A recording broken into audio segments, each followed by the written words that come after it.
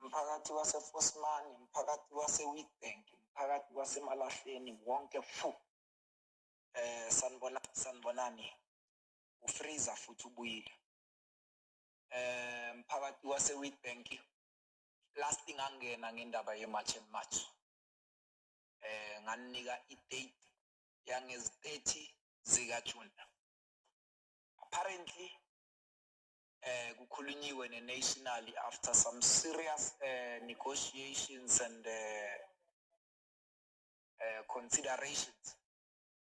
So sabona ukuthi i-March and March is on demand ezindaweni eziningi. So and then we then know, let us speed up our own yaseMalahleni. So the date yaseMalahleni mphakathi will be on the 4th of June. Ngezi 4 zika June. I will share with you the post of which is ophuma on Monday. A city Monday later. I will share the poster with you, and then enjoy distributor distributor corner.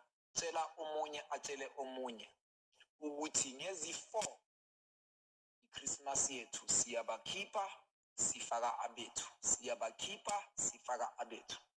So mphakathi iyoba nzima lento sizodonsa-donsana, but ekugcineni kwelanga kuyomele sithole i-common ground la sizokhona ukuthi sisebenzisane siyenze into ezobenefita thina as ama-South Africans. Remember, our government has to put us first.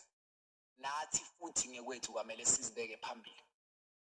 So ngezi 4 i-March and March iyeza lana eMalahleni.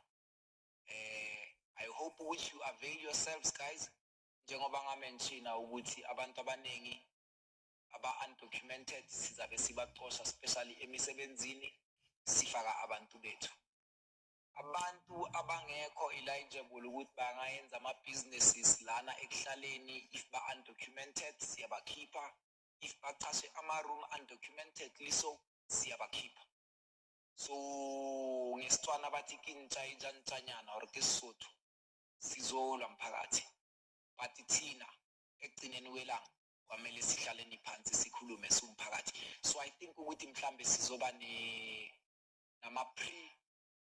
preparations sikhuluma abanye nabo babona babeza nemibono yabo and all that.